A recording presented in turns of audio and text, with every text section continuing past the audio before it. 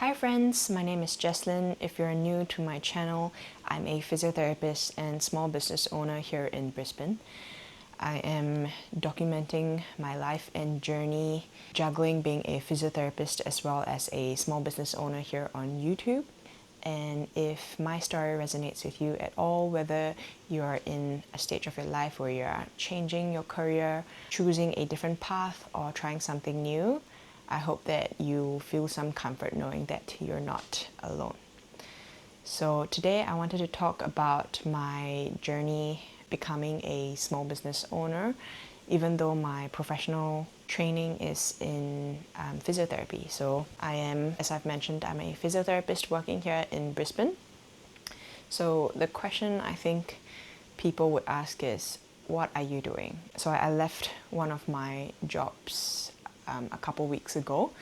So I think most people who are more on the conservative side, which actually I am, pretty conservative. I grew up in a pretty conservative society. People would be like, why would you do that? Why would you leave your relatively stable and meaningful career to start or to pursue your arts business, which is not stable, not financially particularly viable at this stage? And today's video is sharing more about how I got into it and why I got into it. So let's take it back all the way to the start. Basically, I think I've always been quite entrepreneurial since I was young. I remember telling my mom when I was in primary school that ice cream stick crafts were quite popular, and for some reason I got it into my head that if I made these crafts, I would be able to sell them and make probably quite a bit of money. It didn't actually eventuate, but you can see where I'm going with it is that I've always kind of had this idea of wanting to create stuff and have my own business. In secondary school, I actually bought and sold K-pop, so Korean pop merchandise, so photo cards, photo books, albums. So I bought them off of other kind of fans and then sold them to friends and other people who I knew were looking for specific items. So yes, so I was always a little bit entrepreneurial, wanted to do my own thing, try to make a couple of bucks here and there. As I got older though, this died down a little bit. I was more focused on doing the right thing, which is studying hard, getting good grades, choosing a stable career path. I wouldn't say physiotherapy is necessarily the most financially lucrative or has the most earning potential. Definitely not. But I think that at that point in time, that was the one I wanted to do the most. I think my parents probably would have. Some parents would probably want their kid to do something else that's got more earning potential, is a bit more stable. So I don't know, technology, finance, business, something more with a more transferable skill set. But I decided to do physiotherapy. So I ended up enrolling in the University of Queensland in Brisbane. And once I started university, I was very focused on just studies, trying to make sure that I was doing a good job. I put quite a bit of pressure on myself to make sure that I was maintaining good grades because studying overseas is not cheap. I didn't want to waste basically the opportunity that I was given. So business kind of things and more creative, I guess, pursuits kind of fell by the wayside. And I was, happily doing that for a bit. And then COVID hit. So in the early stages of 2020, COVID was, picking up its pace, starting to cause problems around the world. I was in Brisbane when it started really picking up, and those reports of 1,000 people getting COVID or dying every single day, something like that. I think maybe just 1,000 people getting COVID per day in Paris and stuff like that. And the Singapore government at that point actually put out a notice, like a call to all Singaporeans and say like, hey, you know, other countries may not be able to protect you if you're not their citizen, so come back. I was pretty scared, so I was like, okay, I'm going back. Hindsight is 2020. I wish I hadn't done that. I did have certain experiences when I was back in Singapore, but it also meant that my studies were delayed for a year because the borders, Australia's borders were closed for pretty much 2 years. The first year after we went back, the universities allowed us to take online courses, but the second year the border remained closed and most of the local students were going back to university, and they didn't give us the option to continue online. They said either come back and get back on shore or we just can't help you. We couldn't get in because the border restrictions were really tight, so there were a whole bunch of us students who were back in Singapore who were kind of in limbo, and I personally found it quite difficult. And during this period, I kind of turned back to creative pursuits and other kind of interests to keep myself busy. So during this period, I actually wrote a whole ass fantasy book. I'm pretty sure I plotted out like 3 books worth of plot and wrote like 100,000 words during exam seasons and shit like that, which is kind of classic, I don't know, procrastination, stress relief strategy. And when we realized that the borders were not reopening, my friend and I started this little project called the Rehab Corner, which was a rehabilitation service provided to CrossFit members of a gym that I was working at, because I always heard them kind of complaining about their injuries, but their coaches obviously are not equipped to deal with injuries. So I thought, this would be probably an area that we could service. So I started the Rehab Corner with my close friend Isabel. So yeah, I guess I've always had that kind of creative and business-minded streak in me.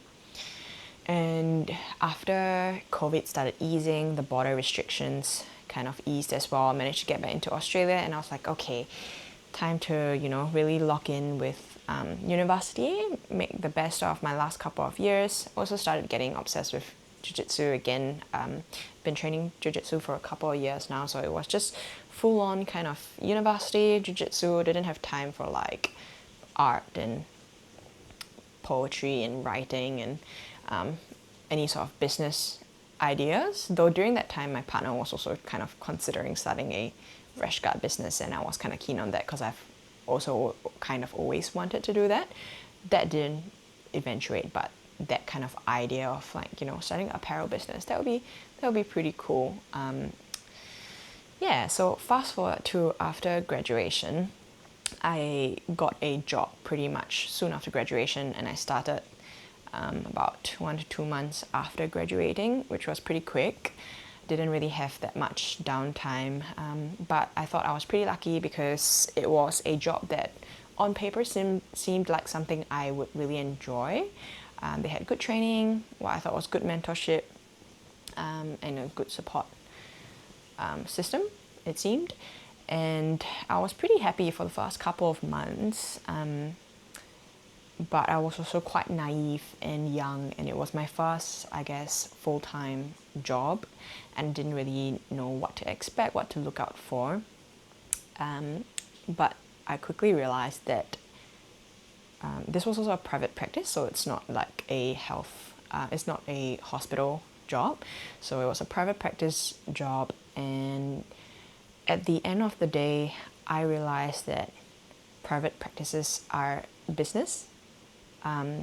So businesses are profit-based, and they need profit in order to sustain themselves, pretty much.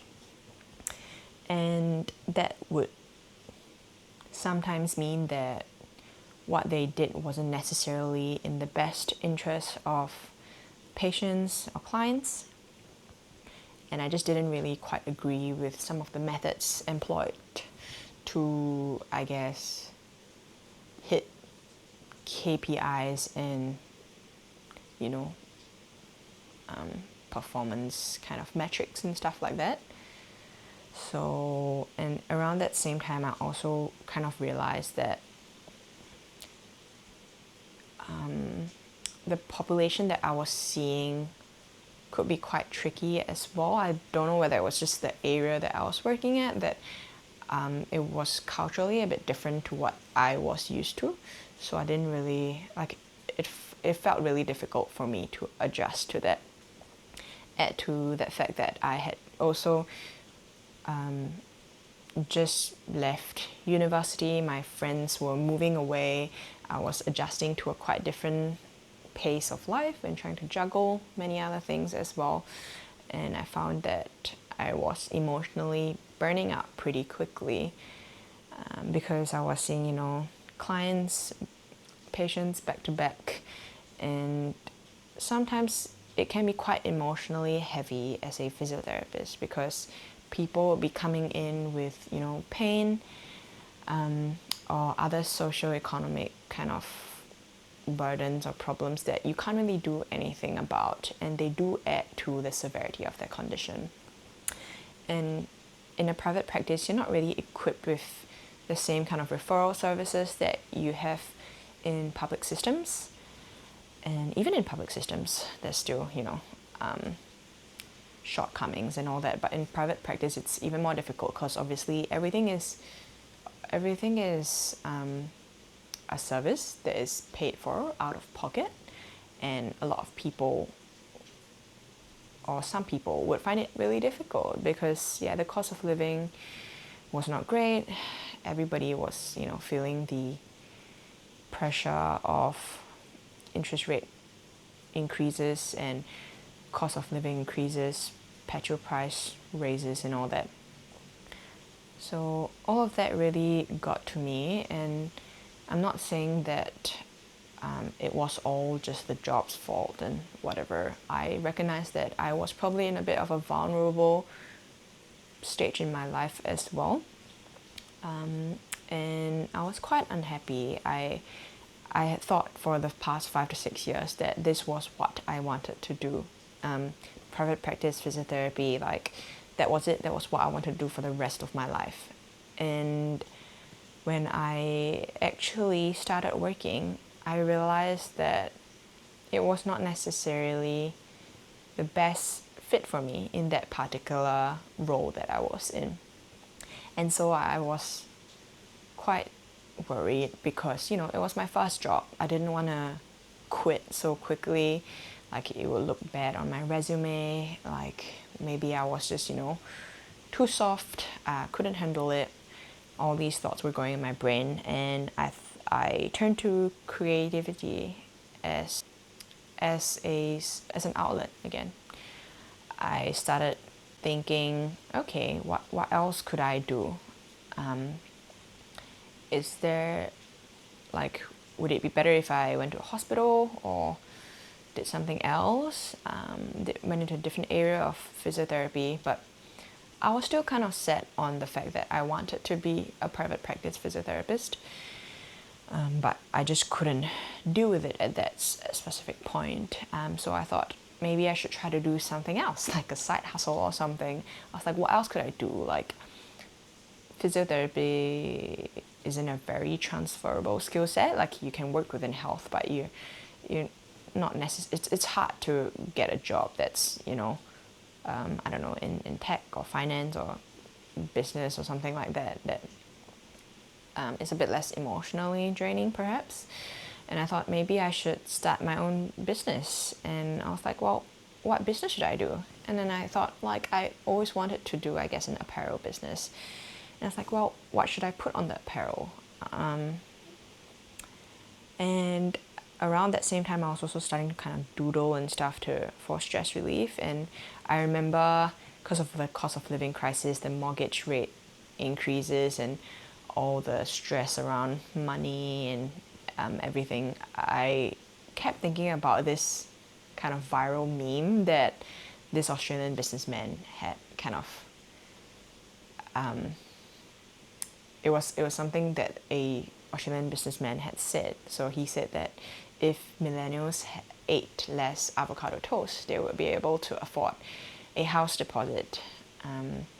I can see what he was trying to say, but I don't think that's really true. I think a lot of people, especially now, I'm not sure about back then, but right now a lot of people are really struggling to even afford, their own well-being, to afford rent, to afford food on the table. Rental prices are so ridiculous that heaps of people are homeless. Yeah, like just can't afford to have a roof over their head. And I thought that it was really ironic, and I thought it would be funny to kind of make fun of this guy who was, saying that, yeah, if you just ate less avocado toast, you'll be right. So I thought it'd be funny to draw a chicken kind of having avocado toast and saying, oh, well, there goes my house deposit, just making fun of the whole situation. And I thought it was pretty funny. And so that was my first ever design. And then I also created Oddly Awesome, which was inspired by my partner, who looks like an otter when he steps out of the shower because his hair is all slicked back. And he always tells me how awesome I am, which I'm very grateful for his support. And one more step, this design that I'm actually wearing right now just reminds you to take it one step at a time. And this was actually inspired by my little niece, who is now turning, I think she's 3.5 now, almost 4 in September. And she was just going up the stairs of an overhead bridge, chanting one more step, in a very cute way. And I thought it would be nice to kind of encourage people. And so I guess that became the theme of the business. It was kind of like cheeky, but kind of positive as well. And yeah, and it just kept rolling from there. So my partner gave me heaps of, good design ideas. So Big Duck Energy and Zero Clocks Given came from his brain, and I just drew them. And yeah, so I started having quite a few of those designs, and do what fills your soul as well, because that was what I was doing. I was drawing and starting this little business to fill my soul, because I had felt like I was a bit depleted. So I was thinking, what should I be calling this business? And I thought about it a lot. I was like, I want people to feel like these designs are like your friend who's got your back. And I know you know who I'm talking about. I'm sure most of us have this friend who's always got your back, will give you a kick in the ass if you need it, but also just says some really stupid shit sometimes. Questionable wisdom. So I was like, yeah, we should call it the Friendly Wisdom Project, because the designs are meant to give you a bit of friendly wisdom. So that's how the Friendly Wisdom Project came about. And I guess the reason why I'm telling you this story is because I had always kind of prided myself as somebody who knows where they're going, I guess. Or I grew up in an environment that was pretty much like, study hard, get into university, study a good degree, get out there, start working, be stable, don't do crazy things. And to me, like, this is being a bit crazy. Safe to say I didn't last very long at that first job. I did leave kind of 7 months in, and ended up taking up one casual job and one part-time job. And the part-time job kind of the bosses were very understanding, but we did see a lot of Medicare bulk bill patients, which means the government pays for the session, which is a reduced amount compared to regular sessions. But that also meant that because people weren't having to pay out of pocket, you'll be seeing a lot of people with socioeconomic issues. Some of them didn't speak a lick of English. Some of them just had barely proficient, like barely conversational kind of English, and it was really difficult. If you only had 30 minutes and you had less than 5 sessions sometimes, because that's what the government would subsidize, like up to 5 sessions, and this was shared among all allied health practitioners. And patients would come in with maybe 2 or 3 sessions, maybe 4, maybe 5 at the most, and they would kind of expect, well, not really expect, they were just hoping that you would help them and fix them. But it was really difficult because it was just not very possible. A lot of them had really chronic problems, language barriers, psychological kind of factors as well. Some of them were, in complicated workers' compensation cases. Some of them were financially really, really struggling. And it was like, I would say much of the same as the first job, or kind of even worse sometimes. And I found it really difficult to handle, on top of running my own business and trying to get my business off the ground and going for markets on the weekends. So that's why I ended up biting the bullet about a month, like 6 weeks ago, maybe now, like 5 to 6 weeks ago, and decided to quit that job. Because I look at I know that those people need help, but I also couldn't help other people if I was doing it at the detriment of myself. Maybe in the future, when I'm more well-resourced, maybe I'll be able to do that, but I felt like I had to take my own advice and do what fills my soul. So I decided to quit that job and walk away. And I do think it was the right decision for me at that point. Some days I still regret it, because obviously I'm earning less money now. I have to be a bit more careful. But I think overall, for my mental well-being, it was worth it. And I know not everybody has the privilege or the ability to just walk away from a situation that's difficult. And obviously, just looking online, everybody will say different things about whether you should stay, whether you should go in a toxic or like in a unhappy work environment. And I'm not here to tell you what you should be doing. Only you know the best for yourself. But I do believe that at the end of the day, life is really short. You decide what your risk appetite is, what your current situation is, and what level of risk you are able to undertake. It might not mean just, quitting everything and just, diving into some crazy unknown. It might mean taking small steps at a time. But I think it's okay to try something new if you're not happy with your life. And sometimes this might not even mean changing your job. This might mean trying therapy, trying a new sport, getting a new hobby, making friends, sharing your difficulties with friends.